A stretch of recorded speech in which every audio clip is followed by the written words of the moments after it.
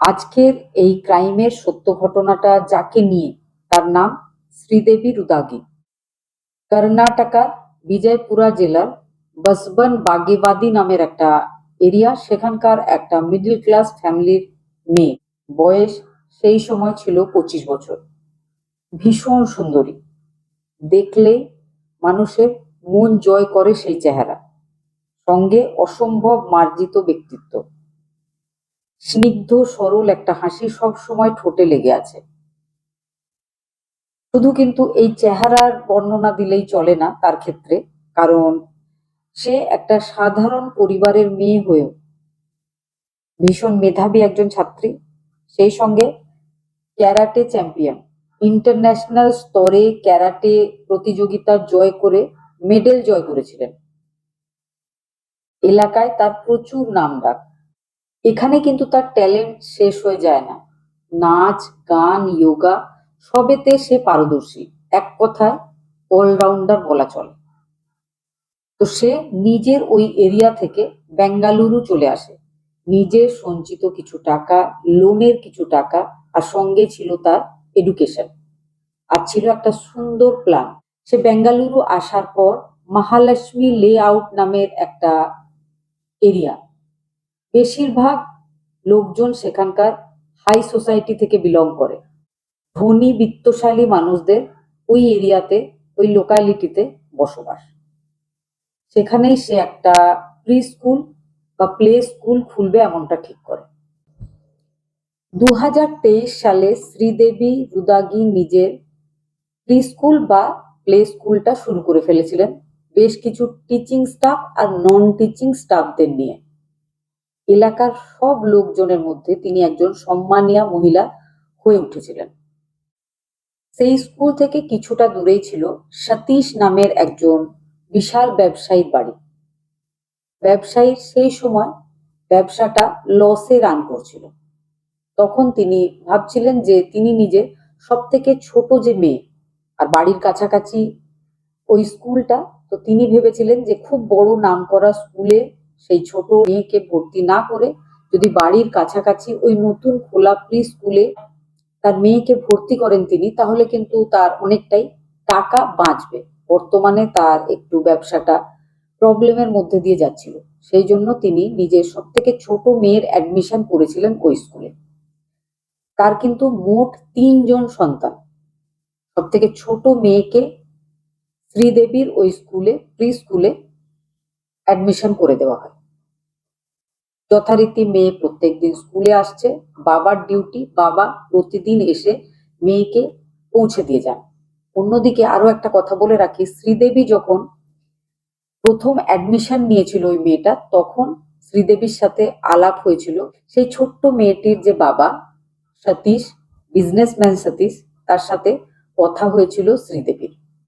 শ্রীদেবী প্রথম নজরে বুঝেছিলেন যে এই ভদ্রলোকের কাছে টাকা পয়সা রয়েছে প্রচুর। তারপর থেকেই শ্রীদেবী সেই ভদ্রলোকের সাথে খুব বেশি ভালো ব্যবহার করা শুরু করেন। ভদ্রলোক যখন যখন নিজের মেয়েকে পৌঁছে দিতে আসতেন, স্কুলের প্রিন্সিপাল শ্রীদেবী খুব মার্জিত ভাবে ওই ভদ্রলোকের সাথে কথা বলা শুরু করে। দুজনের মধ্যে ধীরে ধীরে একটা সময় বন্ধুত্ব হয়ে যায়। পার্সোনাল যে ফোন নাম্বার সেটা এক্সচেঞ্জ হয়ে যায়। তারপরে চলতে থাকে লম্বা লম্বা সময় পর্যন্ত চ্যাটিং। তারপরে একটা এমন সময় এসেছিল যে প্রত্যেক দিন সতীশ নামের ওই ভদ্রলোক নিজের মেয়েকে পৌঁছাতে এসে সেই যে টিচার তার অফিসে বসে বেশ কিছুক্ষণ গল্প করতেন। তারপরে তারা দুজনে ছুটির দিনে কোথাও একটা গিয়ে ঘোরা, কোথাও খেতে যাওয়া, এগুলো শুরু করে। একটা সময় তাদের দুজনের মধ্যে গভীর বন্ধুত্ব। আর সেই ভদ্রলোক সতীশ, সে কিন্তু পরকীয়ার একটা সম্পর্কে জড়িয়ে পড়েছিল। নিজের সংসারের ব্যাপারে, নিজের ব্যবসার ব্যাপারে প্রত্যেকটা খুঁটিনাটি ছোটখাটো ব্যাপার সমস্ত গল্প সে শ্রীদেবীকে করতে শুরু করে। আর তার মনে হয় শ্রীদেবী তার সব থেকে ভালো বন্ধু। এর থেকে ভালো মানুষ আর বন্ধু আর পাওয়া যায় না। এই পর্যন্ত তিনি যাকে যাকে নিজের জীবনে পেয়েছিলেন, সবাই কিন্তু শ্রীদেবীর মতো ভালো নয়। এবার তিনি সব সময় শ্রীদেবীকে নিয়েই কোথাও যেতে চাইছিলেন, শ্রীদেবীকে বিভিন্ন রকম গিফট দিতে চাইছিলেন। হঠাৎ করে শ্রীদেবী একদিন খুব কান্নাকাটি করে নিজের এই যে ব্যবসা, প্রি স্কুলের ব্যবসাতে তার যে লস হয়েছে, তার যে টাকা পয়সার খুব অসুবিধা, এই ব্যাপারগুলো সে বিজনেসম্যানকে বলে। বিজনেসম্যান 2 লাখ টাকা ক্যাশ এনে শ্রীদেবীর হাতে দিয়েছিল। শ্রীদেবীর ভালো লেগেছিল। তারপর থেকেই এই ব্যাপারটা কিন্তু চলতে থাকে, বাড়তে থাকে। ছোটখাটো ব্যাপারে কখনো বলে স্কুলের ডেভেলপমেন্টের জন্য দরকার, কখনো আবার বলে যে লোকাল যে গুন্ডারা রয়েছে তারা জ্বালাতন করছে, টাকা চাইছে, টাকা দিতে হবে। আর শ্রীদেবীর যেহেতু সব থেকে প্রিয় বন্ধু হয়ে দাঁড়িয়েছিল সতীশ, শুধু প্রিয় বন্ধু নয়, দুজন মাঝে মধ্যে একান্তে ঘনিষ্ঠভাবে দেখা সাক্ষাৎ করতো, দিন কাটাতো, তাহলে সতীশের মনে হয় এই সব দায়িত্বগুলো তার। যে কোনো প্রবলেম, যে প্রবলেমগুলো শ্রীদেবীকে বিব্রত করছে, সব প্রবলেমগুলো কিন্তু সতীশের। সতীশ মনে করে যে এত ভালো শ্রীদেবী, শ্রীদেবী যদি তার জীবনে আরো আগে আসতো তাহলে কিন্তু খুব ভালো হতো। বন্ধুত্বর আসল মানেটা শ্রীদেবীকে দেখার পরেই তিনি বুঝতে পেরেছিলেন। 2024-এর এপ্রিল মাস থেকে কিন্তু শ্রীদেবী আর সতীশ দুজনের সম্পর্কটা গভীর হয়েছিল। সতীশের বাড়িতে সতীশের স্ত্রী কিন্তু এই সমস্ত ব্যাপারে কিচ্ছু জানে না। সে নিজের 3 সন্তান, নিজের বাড়ির কাজকর্ম, নিজের যে দায়িত্বগুলো রয়েছে সেগুলো নিয়ে ভীষণ ব্যস্ত। সতীশ এদিকে নিজের ব্যবসা চালায় আর বাকি সময়টা তার মেয়ের যে প্রিন্সিপাল শ্রীদেবী তার সঙ্গে কাটায়। এইভাবে কিন্তু এপ্রিল মাস থেকে শুরু করে 2024-এর শেষ পর্যন্ত পৌঁছে যায় দুজনের বন্ধুত্ব, দুজনের পরকীয়ার সম্পর্ক। ভদ্রলোকের মাথায় একটা ব্যাপার আসে, তার মনে হয়েছিল যে শ্রীদেবীর চাহিদা কিন্তু কখনোই শেষ হয়ে যাচ্ছে না। সব সময় কিন্তু সে নতুন নতুন জিনিসের, নতুন নতুন টাকার গল্প করছে, ডিমান্ড করছে। সে এইভাবে আর চলতে পারবে না। সেই জন্য সে একদিন রাগ করে শ্রীদেবীকে বলেছিল যে সে আর টাকা দিতে পারবে না, কারণ তার ব্যবসারও অবস্থা খারাপ। এইভাবে রোজ রোজ টাকা চাইলে সে কোথা থেকে আনবে। এবার কিন্তু সেই সঙ্গে সামনেই সেই অফিসে হঠাৎ করে শ্রীদেবীর সেই মার্জিত চেহারা পাল্টে যায়, ঠিক যেন মুখোশ খুলে দেওয়ার পর একটা সত্যি ব্যাপার সামনে এসে দাঁড়িয়েছিল সতীশের। শ্রীদেবী বলে যে না বললে চলবে না, টাকা এইভাবেই দিতে থাকতে হবে। শ্রীদেবী কিন্তু তখন একা ছিল না।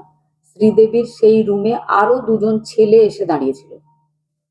একজনের নাম সাগর, আরো একজনের নাম ছিল গণেশ। এবার বলি এই সাগরটা আসলে কে? সাগরটা আসলে শ্রীদেবীর পুরনো বয়ফ্রেন্ড। শ্রীদেবীর সাথে তার এনগেজমেন্ট হয়ে গেছিল, যে কোনো দিন বিয়ের তারিখ হবে, বিয়ে হবে। দুজনে মিলে প্ল্যানিং করে, দুজনে বলবো না 3জনে মিলে, গণেশ নামের ওই যুবক, বয়স ছিল 32 বছর, সাগরের বয়স ছিল 27 বছর। 3জনের একটা গ্যাং ছিল। 3জন প্ল্যানিং করে, 3জনেই সামনে আসতো না সতীশের। যা বলার থাকতো সেগুলো সব বলতো শ্রীদেবী।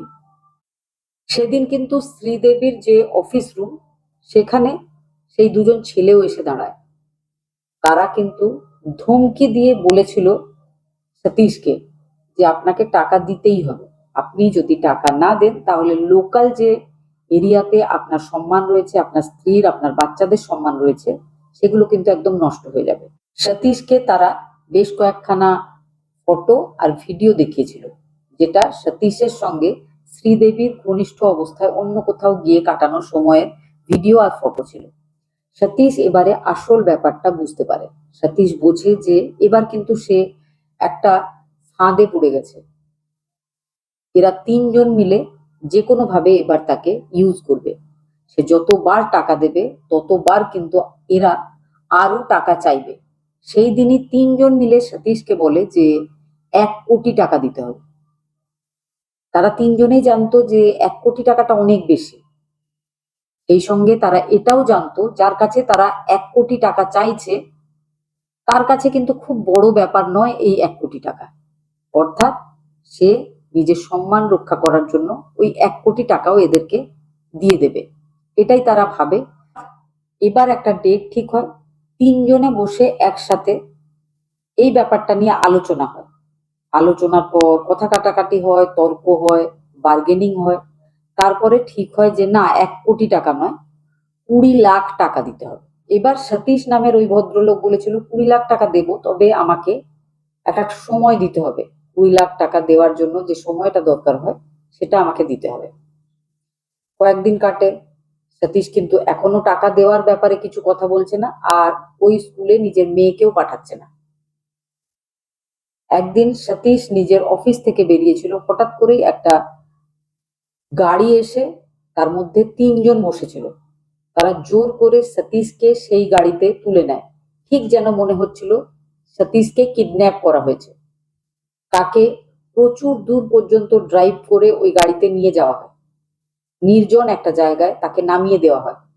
তাকে কিন্তু সমানে ওই গাড়িতে যখন নিয়ে যাওয়া হচ্ছিল, তাকে বকাবকি করা হচ্ছিল। এই সময় সতীশের কাছে ছিল 1,90,000 টাকা।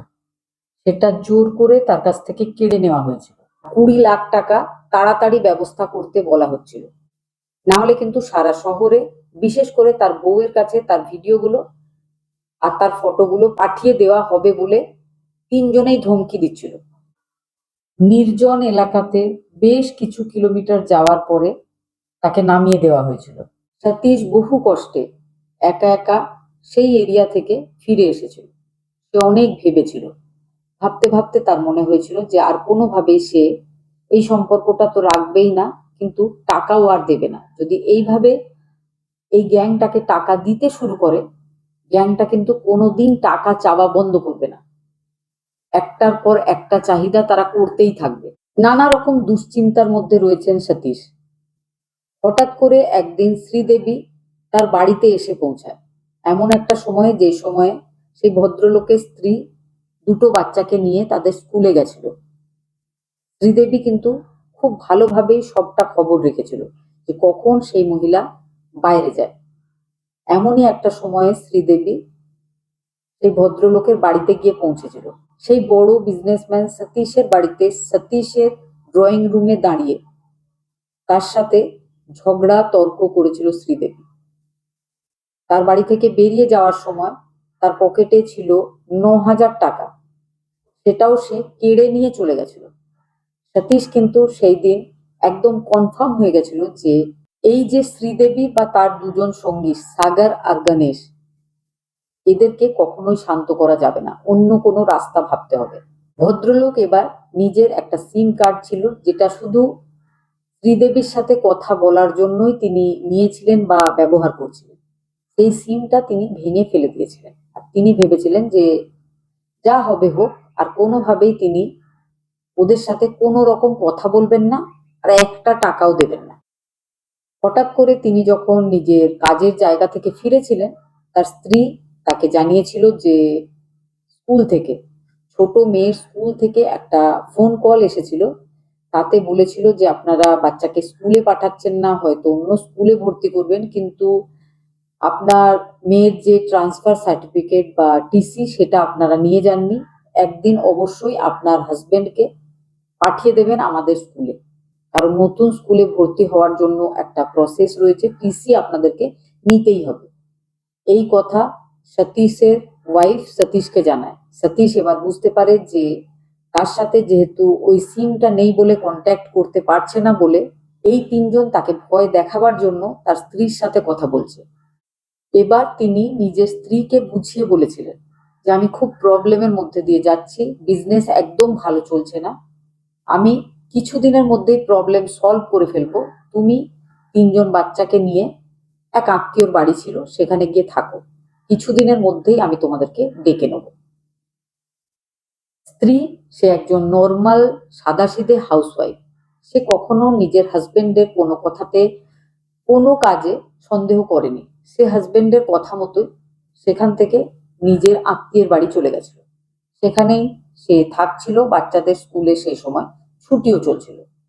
সেই সুযোগে ওই ভদ্রলোক সতীশ, ব্যাঙ্গালোরের সিবিসি পুলিশ ইনভেস্টিগেশনের একটা টিম, সেখানে একটা লেটার লিখে নিজের জীবনের যে ঘটনাগুলো এই পর্যন্ত ঘটেছিল, বারবার ঘটছিল, সেই সমস্ত বিবরণ দিয়ে তিনি একটা দরখাস্ত লিখেছিলেন। সেই পুলিশ টিমেরই কর্মীরা তাকে বোঝায় যে আপনি ওই মেয়েটার সাথে কন্ট্যাক্ট করুন, আবার আপনার যে নম্বর রয়েছে সেটা থেকে কন্ট্যাক্ট করে বলুন যে আপনি টাকার ব্যবস্থা করে ফেলেছেন, তারা যেন 3জনে এসে টাকাটা নিয়ে যায়। সতীশকে যেমন ভাবে বোঝানো হয়েছিল, সতীশ ঠিক সেইভাবে ফোন কলে জানিয়েছিল শ্রীদেবীকে যে টাকা জোগাড় হয়ে গেছে, তুমি এসে নিয়ে যাও। একটা অ্যাড্রেসও বলে দেওয়া হয়েছিল, সেই অ্যাড্রেসে তিনজন একই সাথে এসে পৌঁছেছিল। যখনই তিনজন এসে পৌঁছেছিল, পুলিশ টিম আসে, তিনজনকে অ্যারেস্ট করা হয়। তারপরে শুরু হয় তাদের তিনজনের জিজ্ঞাসাবাদ। জিজ্ঞাসাবাদের পর পুলিশ যেটা জানতে পারে সেটা ছিল যে এই পর্যন্ত সতীশ, শ্রীদেবী আর তার দুই যে সঙ্গী আছে তাদের ব্যাপারে যেটা যেটা বলেছে একদম ঠিক। তারা বারবার টাকা চেয়ে, বিভিন্ন রকম ধমকি দিয়ে, ভয় দেখিয়ে সতীশের কাছে বিপুল টাকা আত্মসাৎ করেছেন। আরো একটা ব্যাপার বলে রাখি, ওই যে গণেশ, গণেশ ছিল ওই এরিয়ার একজন কুখ্যাত হিস্ট্রি সিটার। পুলিশের কাছে 9খানা ক্রিমিনাল কেসে তার নাম ছিল। একজন সম্মানিয়া মহিলা শ্রীদেবী, তার ফিয়ন্সে, তার হবু বর সাগর, তারা দুজনে মিলে গণেশ ক্রিমিনালকে নিজেদের সঙ্গে রেখেছিল, যাতে তাদেরকে সবাই ভয় পায়, তাদেরকে কোনো রকম কোনো অসুবিধায় না পড়তে হয়। তবে এই ঘটনার পর তারা তিনজন অ্যারেস্ট হয়েছিল। অ্যারেস্ট হওয়ার পর তাদের জিজ্ঞাসাবাদ চলেছিল, এখনো তারা জেলেই রয়েছে। বিভিন্ন রকম কেস রয়েছে তাদের উপরে, চিটিং আছে, এক্সটর্শন আছে, ব্ল্যাকমেলিং আছে। ম্যাক্সিমাম 7 বছরের সাজা হতে পারে এই ঘটনাতে। এই ঘটনাটা বলার একটাই উদ্দেশ্য, সহজ সরল মনে সবার সব কথায় বিশ্বাস করবেন না, সন্দেহটা মনের মধ্যে রাখবেন সবসময়। ভালো থাকবেন, সুস্থ থাকবেন।